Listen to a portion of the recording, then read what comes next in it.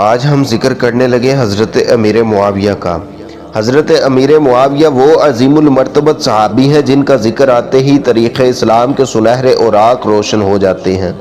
آپ رضی اللہ تعالیٰ عنہ وہ خوش نصیب ہستی ہیں جنہیں آقا دو جہاں علیہ الصلوۃ والسلام کی قربت نصیب ہوئی، جن کی آنکھوں نے رسول رحمت علیہ الصلوۃ والسلام کو دیکھا، جن کے ہاتھوں کو وحی الہی لکھنے کا شرف حاصل ہوا۔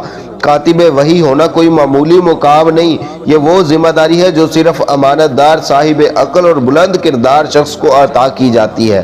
رسول اللہ صلی اللہ علیہ وسلم کا حضرت امیر معاویہ کو یہ منصب عطا فرمانا آپ رضی اللہ تعالیٰ عنہ کے تقوی و دیانت اور عظمت کردار کی روشن دلیل ہے۔ حضرت امیر معاویہ اور حضرت علی کا ذکر دراصل اسلام کے وقار اور صحابہ کرام علیہم الرضوان کے مقام کا ذکر ہے۔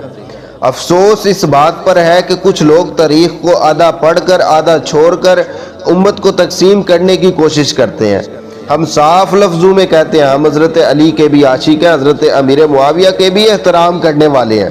حضرت علی شیر خدا، داماد رسول، باب العلم، خلافت راشدہ کے عظیم ستون ہیں۔ ان کی محبت ایمان ہے، ان کا ادب فرض ہے اور ان کی شان میں گستاخی گمراہی ہے، اور یہی اصول حضرت امیر معاویہ کے لیے بھی ہے، جو نبی کریم علیہ الصلوۃ والسلام کے صحابی، کاتب وحی اور اعتماد یافتہ ساتھی تھے۔ یہ کہنا کہ حضرت علی کی محبت کے لیے حضرت امیر معاویہ سے نفرت ضروری ہے، یہ نہ قرآن کی تعلیم ہے، نہ نبی کریم علیہ الصلوۃ والسلام کی سنت ہے، نہ اہل سنت کا عقیدہ ہے۔ یہ سوچ دراصل امت کو جوڑنے نہیں توڑنے کی سوچ ہے۔ ہم پوچھتے ہیں کہ کیا حضرت علی کی عظمت اس بات کی محتاج ہے کہ کسی اور صحابی کو گالی دی جائے؟ کیا اہل بیت کی محبت کا ثبوت صحابہ کی توہین سے دیا جائے گا؟ ہرگز نہیں۔ حضرت علی اور حضرت امیر معاویہ کے درمیان جو معاملات ہوئے وہ اجتہادی تھے، ذاتی دشمنی نہیں۔ دونوں اسلام کے خادم تھے، دونوں نبی کریم علیہ الصلوۃ والسلام کے صحابی تھے، اور دونوں کا مقصد دین کی سربلندی تھا۔ ہمیں اختیار نہیں ہم ان فیصلوں کو اپنی کم عقل سے تولیں۔ حضرت امیر معاویہ صرف ایک حکمراں نہیں تھے بلکہ نبی کریم علیہ الصلوۃ والسلام کے صحابی، کاتب وحی اور اعتماد یافتہ ساتھی تھے۔ سوال یہ ہے کہ کیا رسول اللہ صلی اللہ علیہ وسلم وحی لکھوانے کے لیے کسی ایسے شخص کا انتخاب کرتے جو معاذ اللہ دین میں مشکوک ہو؟ کیا نبی کریم علیہ الصلوۃ والسلام کسی ایسے شخص کو اپنے قریب رکھتے جس کے دل میں نفاق ہوتا؟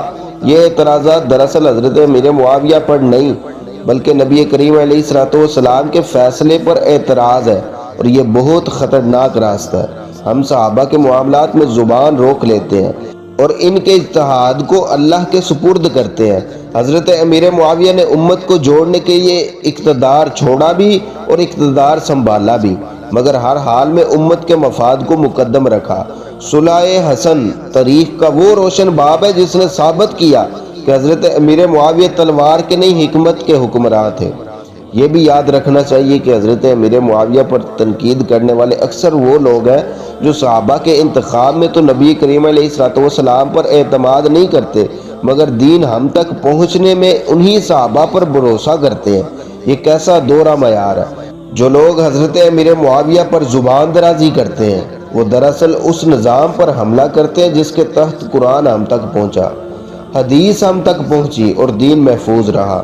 ہم اہل سنت ہیں، ہمارا راستہ واضح ہے، ہم حضرت علی کے غلام ہیں، ہم حضرت امیر معاویہ کے گستاخ نہیں، ہم اہل بیت کے محب ہیں، اور ہم صحابہ کرام علیہم الرضوان کے دشمن نہیں۔ ہم اعلان کرتے ہیں حضرت علی سے محبت بھی ایمان ہے اور صحابہ کرام علیہم الرضوان کی عزت بھی ایمان ہے۔ یاد رکھو ہم حضرت علی سے محبت بھی کرتے ہیں اور حضرت امیر معاویہ کا ادب بھی، کیونکہ ہمیں نفرت نہیں ایمان وراثت میں ملا ہے۔ ہم صحابہ کرام علیہم الرضوان کو لڑاتے نہیں، ہم صحابہ سے سیکھتے ہیں، اور جو علی کے نام پر گالی سکھائے وہ علی کا نہیں، فتنے کا نمائندہ ہے۔ یہ ہے اہل سنت کا راستہ، صاف، واضح اور باوقار۔ اللہ تعالی ہمیں اہل بیت کی سچی محبت عطا فرمائے، صحابہ کرام علیہم الرضوان کا ادب عطا فرمائے، اور امت کو جوڑنے والا دل عطا فرمائے۔